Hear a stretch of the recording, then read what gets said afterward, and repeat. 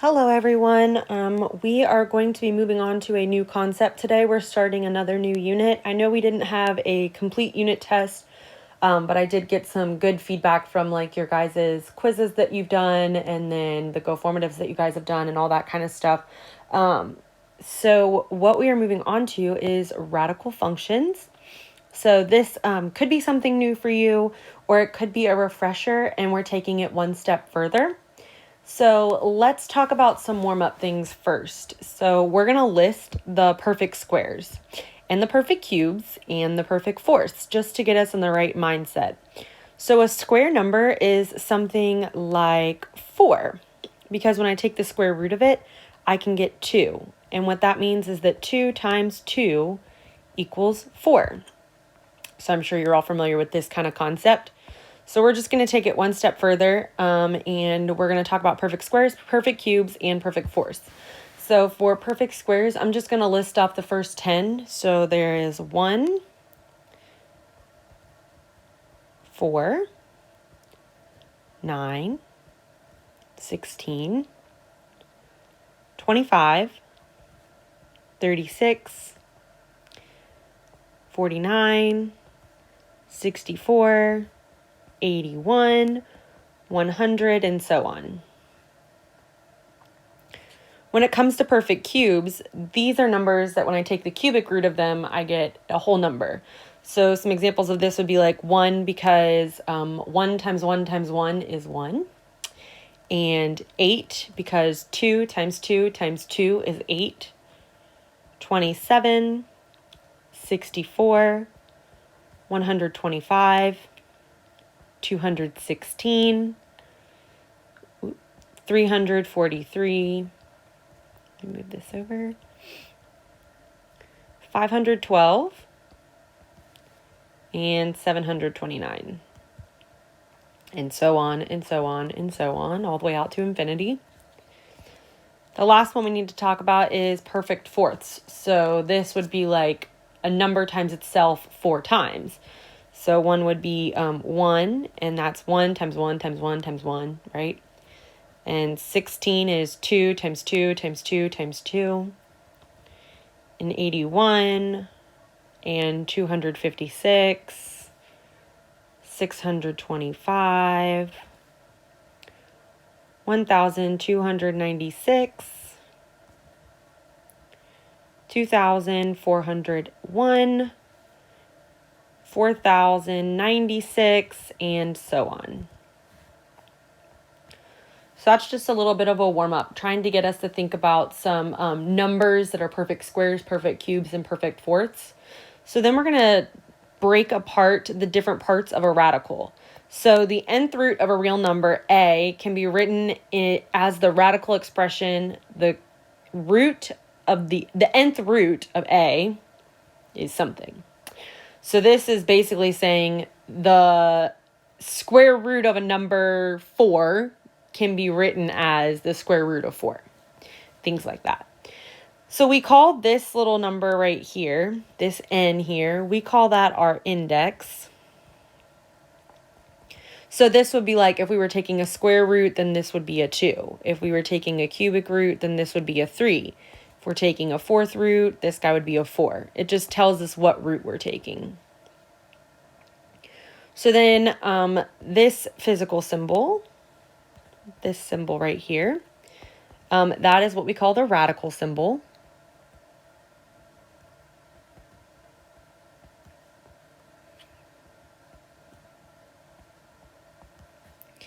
And then the number underneath of the radical symbol is called our radicand. So whatever number is underneath of that radical symbol is radicand. So if there is no index, so if there is no number right here, then we just assume that our index is 2. So if you just see a square root symbol or that radical symbol, then that just means that it's a square root. You're just taking the square root of something. So let's get some practice in here. If we're looking for the square root of 16, we know that that's plus or minus 4. The reason why I say plus or minus 4 is because if I do 4 squared, I get positive 16. And if I do negative 4 squared, I still get positive 16. So when I'm taking the square root, I could be talking about 4 or negative 4, because both of those numbers, when squared, would give me 16. So this little plus or minus symbol, that's going to happen anytime we're taking an even radical. So like in a square root or in a fourth root, which we'll get to at the next part. So for 121, the square root of 121 is plus or minus 11. When we're talking about the square root of 289, that's plus or minus 17. And when we're doing things where they are fractions, so like this last one, 4 and 25, we look at this as the square root of 4 over the square root of 25. So we know that the square root of 4 is 2, and we know that the square root of 25 is 5. So it's plus or minus 2/5. And we're going to do that same thing if we ever run into fractions that are both square roots. We're just going to split them up. So now let's talk about our cube roots here. The cubic root of 8 is 2. So when we do this, if I do 2 times 2 times 2, I get 8. But why isn't it plus or minus 8? Well, if I do negative 2 times negative 2, times negative 2, well, this is 4, and then I'm doing 4 times negative 2, which is negative 8. And I'm wondering what the square root or the cubic root of 8 is. So since I got two different answers, the only one that's valuable is that this is the 2. If you have more questions about that and that doesn't really make any sense, please let me know and I can try to explain it in another way. But basically it works on 4 because 4 squared is 16 and negative 4 squared is 16. But when I cube 2, I get 8, and when I cube negative 2, I get negative 8. So this one's just 2 because we're talking about just 8. So when we're talking about the cubic root of 343, that equals 7. And these are all things that you can plug into your calculator as well to find them. And I am looking for a new calculator just because that one's that I suggested. Apparently you have to have a membership and like a subscription to be able to access everything. So bear with me there. When I'm looking at the cubic root of negative 125, I'm talking about negative 5. And that's because of this sign. So since this is negative, that means that this is going to be negative. Since these have both been positive numbers, these are positive numbers. So the last one is the cubic root of negative 127, negative 1 over 27, which is the cubic root of 1 over the cubic root of 27. And that equals 1/3. All right, last one here we're going to talk about is the fourth root. So the fourth root of 1 is plus or minus 1. So again, I'm going to come down here a little bit and I'm going to say 1 times 1 times 1 times 1 gives me 1. And then negative 1 times itself 4 times. Well, these two give me 1. And then these two give me negative 1, but then negative 1 times negative 1 is positive 1. So again, when I multiply 1 by itself 4 times, I get 1. But when I multiply 1 by itself negative 1 times, I also get 1. So we say plus or minus 1. And then the fourth root of 2,401 is plus or minus 7. The fourth root of 4,096 is plus or minus 8. In the fourth root, again, I'm going to break this apart and do the fourth root of 81, which is 3, over the fourth root of 16, which is 2. So plus or minus 3/2. So judging from this, let's make a table of the type of root and the number of roots that we're going to have. So if my index is even, meaning that it's a square root or a fourth root or whatever that may be. So if it's even and the number underneath is positive, then I get a real solution, and I actually get two of them because it's plus or minus. So if it's a number like the square root of 16, that's an even number index, and 16 is positive, so I got plus or minus two real solutions.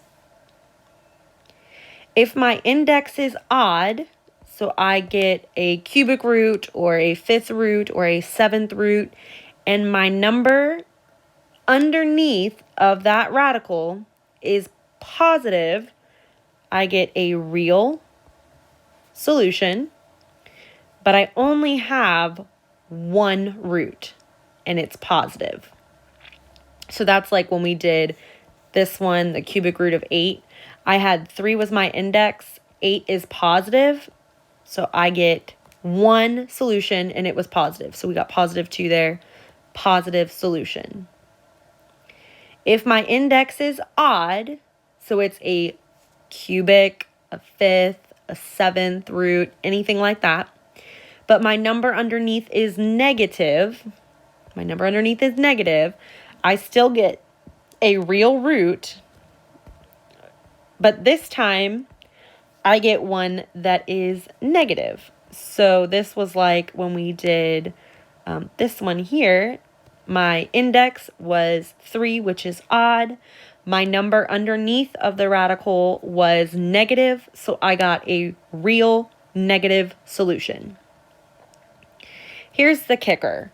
If I have something that is an even index, so this is a square root, a fourth root, a sixth root, anything that's even, but the number underneath is negative, I get imaginary solutions. Remember when we talked about that? That's I. That's when we have like that I symbol. But we do get 2 of them, and it's still plus or minus. They're just imaginary numbers. So this would be like taking the square root of -4, which we know is plus or minus 2i. So it's an imaginary solution. You still get roots. They're just not real roots. If you've gotten this far with me, you're doing good. That's just a background of how to find radicals and a little table to help you identify what kind of solutions you're going to have. So when it comes to simplifying radicals, if a radical has more than one root, the radical symbol indicates that the radical sign indicates only the principal or positive root. So that's a lot of mumbo jumbo. Really, you don't have to worry too much about that. What I want to worry about is how we simplify things like this. So I'm sure that you have heard before, like lovers and loners, or staying in jail and getting out of jail. You've probably done factor trees. What I want us to do is think like smart individuals that we are and figure out what perfect square goes into this number. So 117, we don't know what that is. When you plug that into your calculator, you get a weird decimal, and I don't want decimal answers. I want straight up answers. So we need to find a perfect square that goes into this number. So I'm going to split this apart, and I'm going to say 9 times 13 gives me 117, and 9 is a perfect square. So I can split this into the square root of 9 and the square root of 13. So again, all I did was take 117, find a perfect square that went into it. That was 9. And the factor that goes with 9 is 13. So 9 times 13 gives me 117. So that means I can break it apart into the square root of 9 and the square root of 13. Well, we know what the square root of 9 is. That's 3. But we don't know what the square root of 3 is. So we're just going to leave that. So we have 3 radical 13. Let me know if that was okay. We're going to keep going, but if you have questions on how to break this down further, please let me know. I am happy to get onto a video conference with you guys to like break it down, and really like you guys can ask me questions, whatever we need to do. So let's do another one. We don't know what the square root of 320 is. That's a big number, but there is a perfect square that goes into it. So what that perfect square is 64. So I can break this down into the square root of 64. And the factor that goes with 64 is 5. So 64 times 5 gives me 320. Now, what about this 4 out front? Well, what happens is this says 4 times 300, the square root of 320. So we still have that 4. It's just out front still.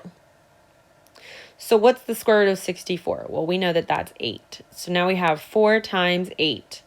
But we don't know what the square root of 5 is, so we leave that. Now we just need to do that math. So 4 times 8 is 32.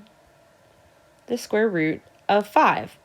I also should mention that we should have plus or minuses in front of both of these because it's a square root. So my index is even, the numbers underneath are positive, so we have plus or minus, 2 different roots. So let's talk about what happens when we have something that says 2 the cubic root of 48. It's the same concept. We're still going to find a cubic root that goes into 48. So how could I factor this so that I have a cubic root that goes into 48? Well, one that goes in is 8. So the cubic root of 8 and the cubic root of 6, because 8 times 6 is 48, and 8 is a perfect cube. I also have this 2 out front, so we have 2 out front. Oops.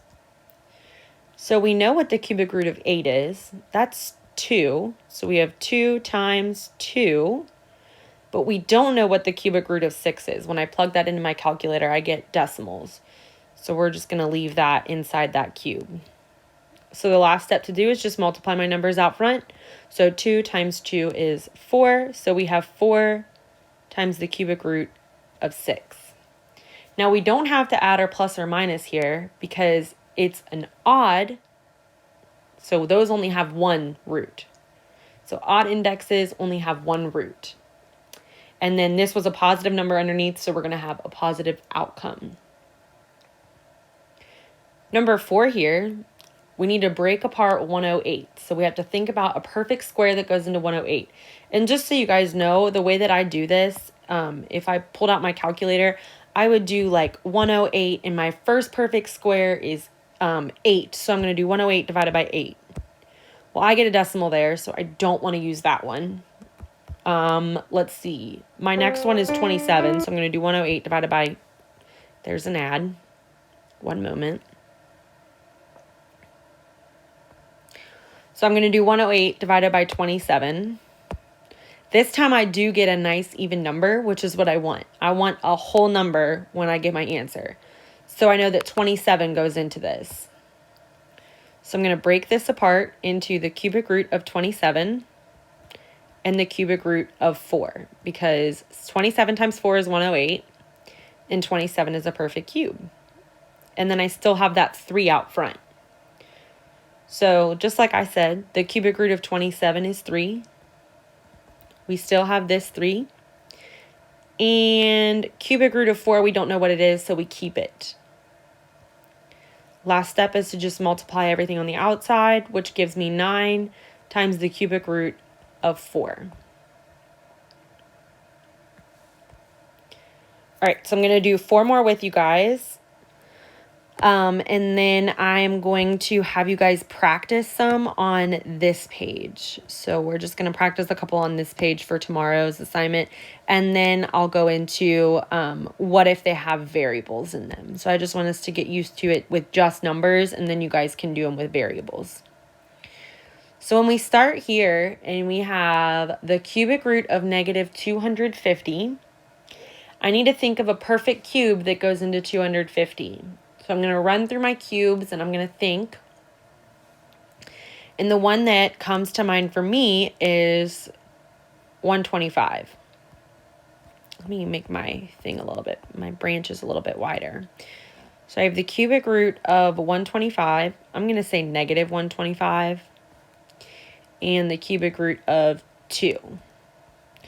So when I multiply negative 125 times 2, I get negative 250, which makes me really happy because the cubic root of negative 125 is negative 5. I don't know what the cubic root of 2 is, so I just leave it. And that's my answer. That's all you have to do. So for number 6, we have 6 times the cubic root of negative 2. This one's way easy. If you think of a cubic root that goes into negative 2, well, that's negative 1 and 2. And we still have that 6 on the outside. So when we do the cubic root of negative 1, we get negative 1. We still have that 6. And we don't know what the cubic root of 2 is, so we leave it. Last step is to multiply everything on the outside. So we are left with negative 6 times the cubic root of 2 as our answer. Okay, so far we've done square roots in purple. We've done cubic roots. That's what's in my pink here. Last step that you need to learn how to do is the fourth roots. It is literally the exact same concept of everything that we've done so far. You find the fourth root that goes in, you split it, you do whatever multiplication you need to do, and you have your answer. So if we do this guy, the fourth root that goes into this guy is 81. And that's paired with 2. We still have that 3 on the front side, so we need to multiply that as well. And then the fourth root of 81 is 3. Bring down that 3 from the outside. And we don't know what the fourth root of 2 is, so we leave it. Now again, remember I said that if it's an even index, so my index here was 4, which is an even number, we have 2 roots, so that's plus or minus 9 times the fourth root of 2. We have 2 answers there. All right, this is the last one that I'm going to do with you guys. If you have further questions, please let me know. This last one says 5 times the fourth root of 2,592. So this one's a little bit more tricky because you do have to know your fourth roots for this. But if you need to know those, you literally just do, in your calculator, you can just do 2 to the fourth and it'll tell you what it is.